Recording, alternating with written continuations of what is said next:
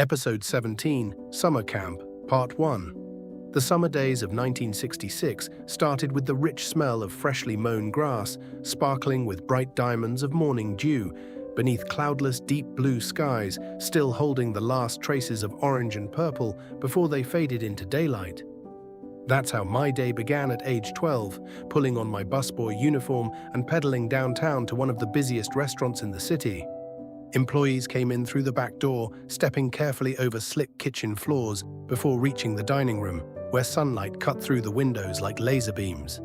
The coffee pots had to be refilled constantly to keep up with demand. There was even this new thing called decaffeinated coffee. The only way to tell it apart from the regular pots was the orange-colored handle. It wasn't very popular yet, and it couldn't sit on the warming plate too long, or it would scorch and stink up the whole dining room. That smell alone could kill the morning vibe and bring complaints. Customers were listened to, and action was always taken.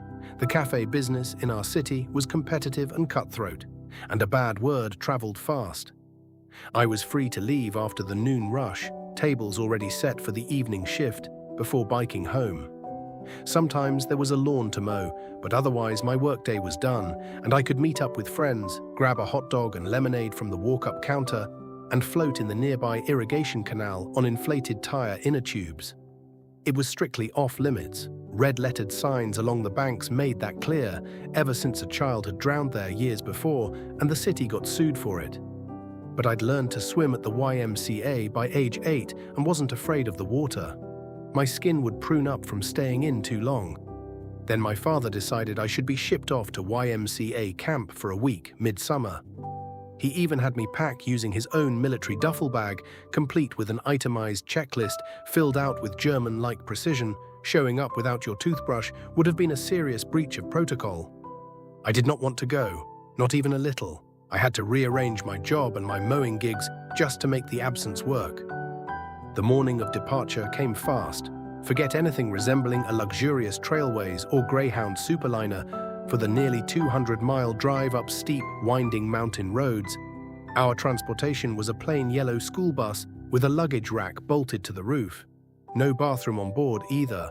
I get carsick if I'm not sitting up front, and the driver wouldn't pull over no matter how many times I begged. I threw up in the aisle. It was shameful and awful in equal measure, and somehow everyone still blamed me, even though they'd heard me warning them the whole way.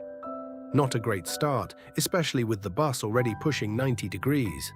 When we finally arrived, gunny sacks and cheap luggage came flying down off the roof, knocking over more than one skinny tween who tried to catch his own bag. My motion sickness vanished the second both feet hit solid ground. The air smelled like pine and fir, and a short hike led us into camp. Barracks for staff and boys, a main building with the kitchen, dining hall and activity space, worn but clean, with freshly swept wood floors. The centerpiece of the whole camp was a deep mountain lake with a small island near its center, about a mile out. Word spread fast that there was a special award for anyone who could swim to it. Count me in, I thought. Inside the barracks were bunk beds, and the pecking order in each cabin sorted itself out almost immediately.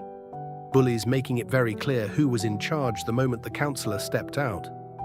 It might have gone differently if the senior boy counselor had actually stayed in our cabin to keep things in line. But he had his own lodging, and rumor had it he was sleeping with the camp director's daughter. He was at least 15, practically an adult to the rest of us. The bathrooms were outdoor wooden latrines, white lye powder dusted 6 feet below, reeking to high heaven. There was an outdoor shower and sink nearby. The forest was dead quiet except for birds and crickets after dark. By the time we'd settled in, we were starving. Lunch turned out to be bologna and cheese sandwiches, potato chips, and lime green Jell-O squares, which felt like a strange return on what this trip had supposedly cost. That afternoon, I learned how to braid plastic keychains.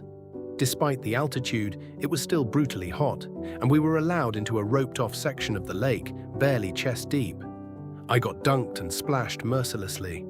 If you've ever been held underwater against your will, you know exactly how terrifying that is. I've never understood boys' universal fascination with that particular brand of torture, but it seems to exist everywhere, in every generation. Dinner was a dry hamburger, cold pork and beans, and Kool-Aid. I hate beans, but I was too hungry to care.